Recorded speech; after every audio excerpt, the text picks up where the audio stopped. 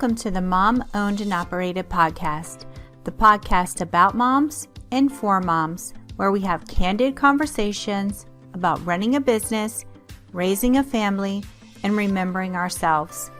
I'm your host, Rita Suzanne, a single mom of four, digital strategist, and provider of no-nonsense business strategies and tactics. Hi, this is Mom Owned and Operated. I am Rita Suzanne, and this is Sonia Lopez. And today we're just going to talk real candidly about what it's like to be a mom and have your own business. Sonia, can you please tell us a little bit about yourself? Sure. Thank you, Rita, for having me on your podcast. So I am an energy empowerment and manifestation coach and a mom and a wife and a daughter. Mm-hmm. I have been coaching for about 11 years, and my business has ebbed and flowed. I took a little break some time ago when I became sick, and I also got a corporate job, but I'm back to coaching, and I'd love to share with everyone the truth behind the veil. Love it. I'm so excited.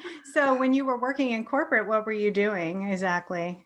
So my background before I became a coach was in human resources. Yeah, so I went back to work in human resources. I used to do that too. So yeah. It's so different, right? Because the mindset being in human resources or even in corporate is you have to really follow these, guidelines of what everybody thinks is the right thing to do, right? Yeah, it's interesting for me because I actually had this conversation with a friend the other day. Because for me, human resources always was about the people, the employees. Mm-hmm. And nowadays in corporate, it's more about like what you just said. Rules, right. The rules and, this is what it is. And that's probably why I didn't last in corporate. Right. Because I'm meant to be an entrepreneur. Yeah. So I'm glad you're feeling better. I'm glad everything is good, but I would love to know like what your story is of like how you got into coaching and, how manifesting works, and tell us all the things. Yeah. So I have always been a person who's very interested in what most people call woo-woo stuff, because my mom studied metaphysics when I was very little. Mm-hmm. So I was always into the law of attraction, the law of vibration, all these things that are really science-based, but most people think they're just like, airy-fairy. Well, because they see the societal standards, right? And doesn't fall within it. Absolutely. Like the vision boards and the gratitude journals and all of that. Which are awesome. I love all of them. They really are. And I always say to people, if it works for you, fine. But I'll share a little bit about my story and you'll see why I've shifted the way I teach manifestation from what the mainstream teaches, because it can be so much more richer and a profound transformation can happen as a result of it. Oh, I'm excited. Yeah. So I became a coach after, I was home with my kids, were little at the time. Mm-hmm. And I always had this feeling like from the time they were about like maybe they were like 5 and 7. And I had this feeling of like, my purpose is greater than this. Mm-hmm. I was home with them and I was happy to be home with them, mothering them, but I knew there was something bigger for me. I just didn't know what that was. Mm-hmm. But you have that feeling, right? Like, yeah. And then in 2009, my mom passed away suddenly. Mm-hmm.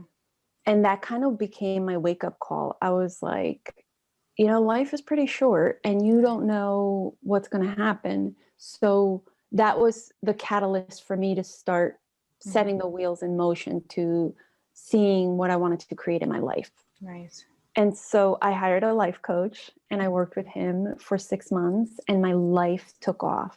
Mm. And having had that background in human resources, I love working with people. So I set forth on getting my life coach certification and became a coach and started building my business while my kids were little. Because even though that wasn't even your intention when you signed up for the life coaching. Not at all. I just loved the results I got. I thought, wow, I love helping people. Mm-hmm. Plus I can be home while I build my business. I can still be home with my kids. It's a win-win. Right.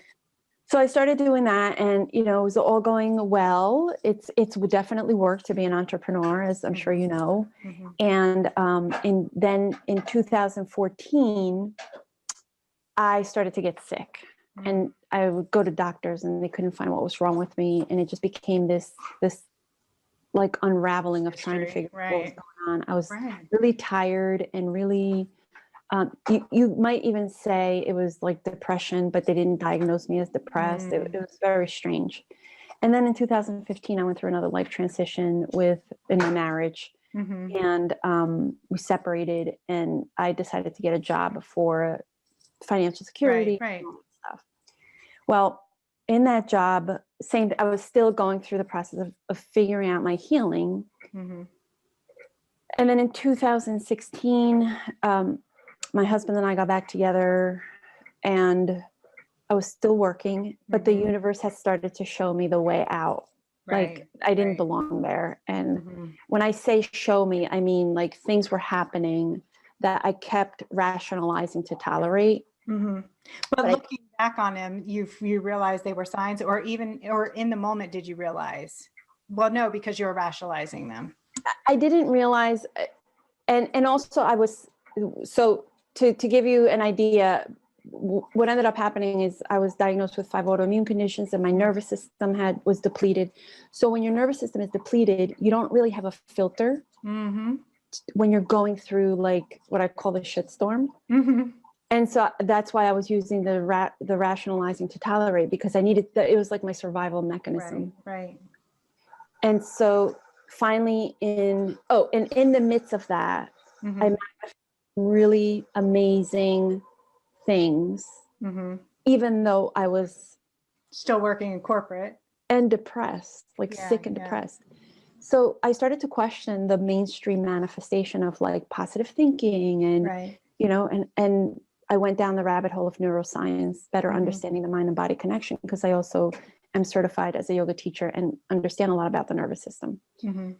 So the manifestation of these big things opened me up to believe that, well, if I manifested these things while I'm going through this turmoil, I can also manifest my healing.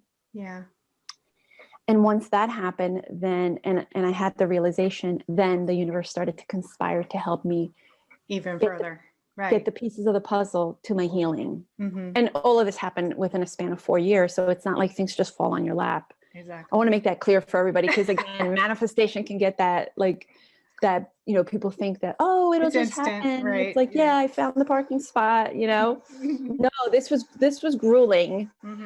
And so then in 2018, again, I was getting the signs about leaving the job and getting the signs about my healing. And in 2018, something happened at work that was just like the nail. And I remember having this really profound inner peace of, I got to cut the cord here. This is it. And I did. And then that's it. That moment I went in the next day, I resigned immediately. And that was it. And I took a leap into the unknown. I love it. So you, during that transition period, you were not working with clients. You were just focusing on your corporate stuff and your kids. And I mean, understandably, right? But you felt the calling back to coaching because during that whole time, even though you couldn't really focus on it. I had put coaching on hold because since I was not feeling well and I was depleted, I didn't want to coach from that energetic space. I get it. Yeah. I wanted to really serve fully to my clients. And so I put it on hold for that reason.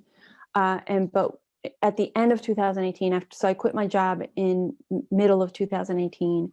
And at the end of 2018, I went back to the doctor. Now, remember, I had gotten all the pieces of the puzzle for my healing, including one of the doctors that I worked with. And he and I worked together to create a protocol that would help me. And then at the end of 2018, when I went back to the doctor to do the test, all of my numbers came back normal. Love it. Yeah. That's awesome. And, you know, the mind is so powerful, right? Like, and I think that people underestimate how powerful it is. Plus, in addition to the other things that you were doing. Yeah. But you know what, Rita, what I love to add here when you talk about the mind, what was really important, because what I uncovered, remember I said before that when I was in the shitstorm, I manifested those amazing things that didn't just come from thinking, because I wasn't thinking positively. I was thinking very negatively. It came from my belief system, which is the subconscious mind.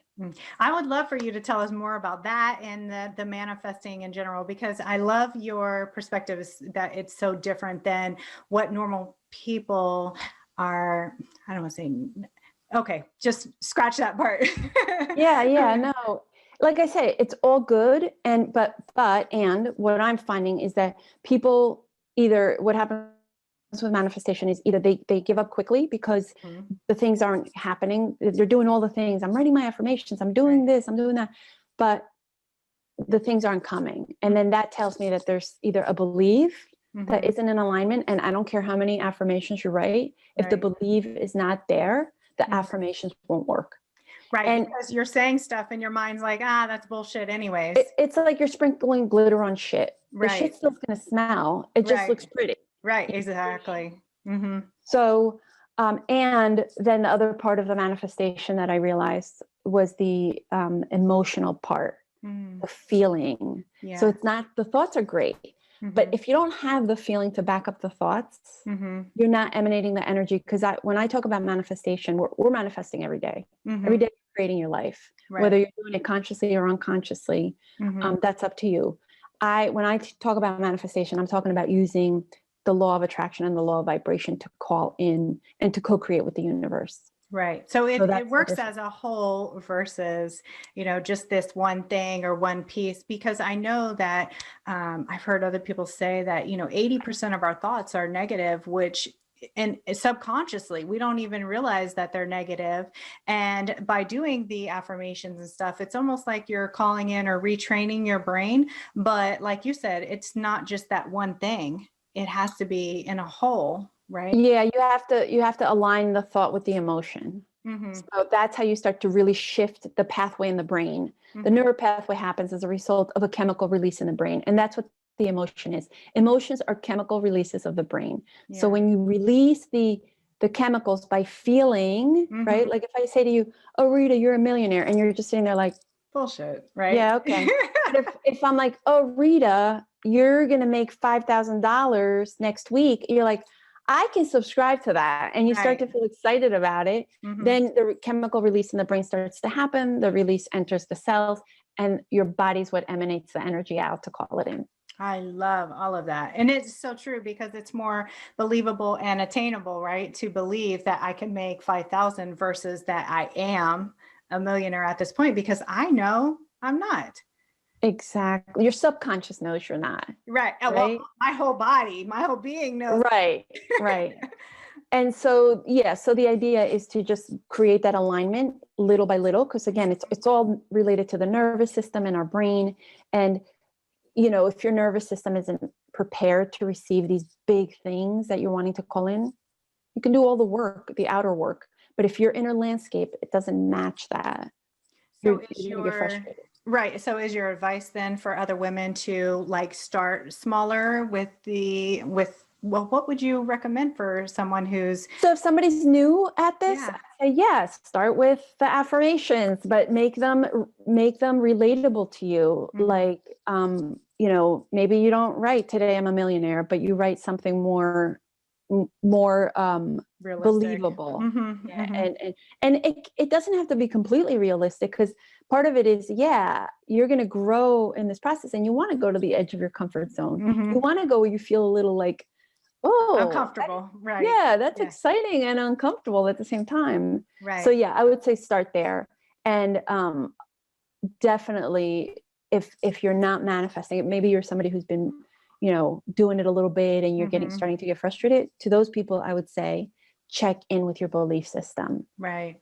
Check in. And all you have to do, honestly, the subconscious mind communicates to us, especially in our sleep. All you have to do is ask it, what am I believing about this that is not allowing me to call it in?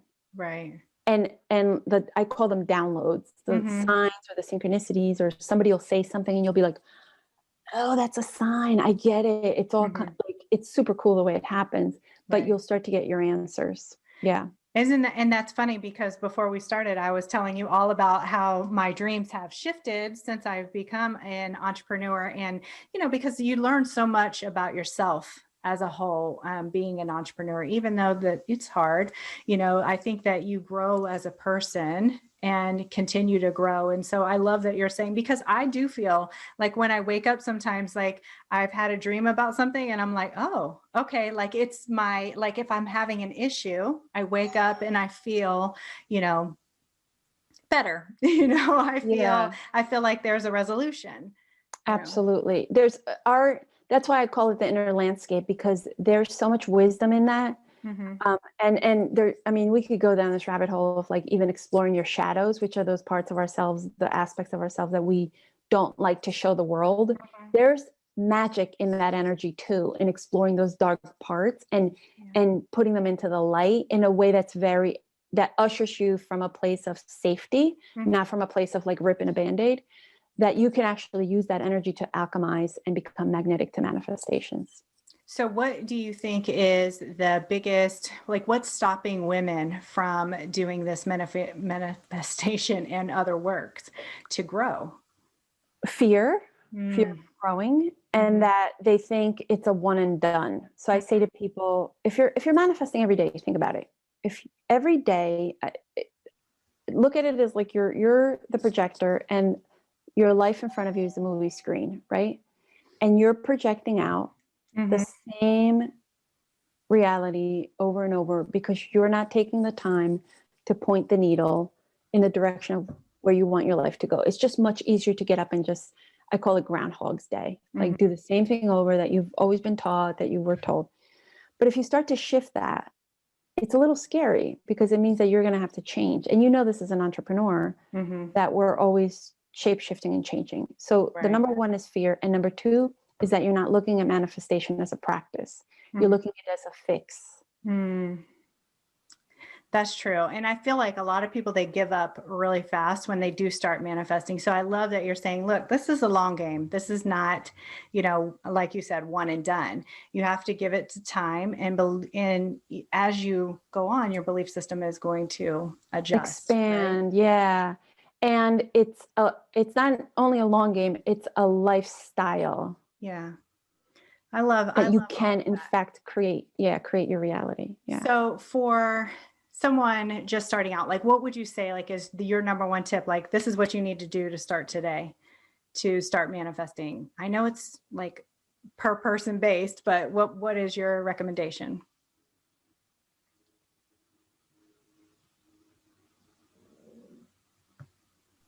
I lost you for a second. We're back. Oh, there you are. So what I would say to them is be willing to look at your life, all of it. And that can be scary too, because sometimes we don't want to face our shit. Sometimes there's stuff that we're just kind of like sweeping under the rug, I particularly love using a tool that allows me to see every area of life. And then I rate myself like on a scale of 1 to 10, how satisfied am I and fulfilled in each area? 10 being I'm super happy. And rate yourself. And then the parts that you rate yourself like 6 or below, ask yourself, well, why am I 6 or below? What needs to change? And that's it. Start there. I love that. And maybe set some goals for the ones that you're not satisfied in.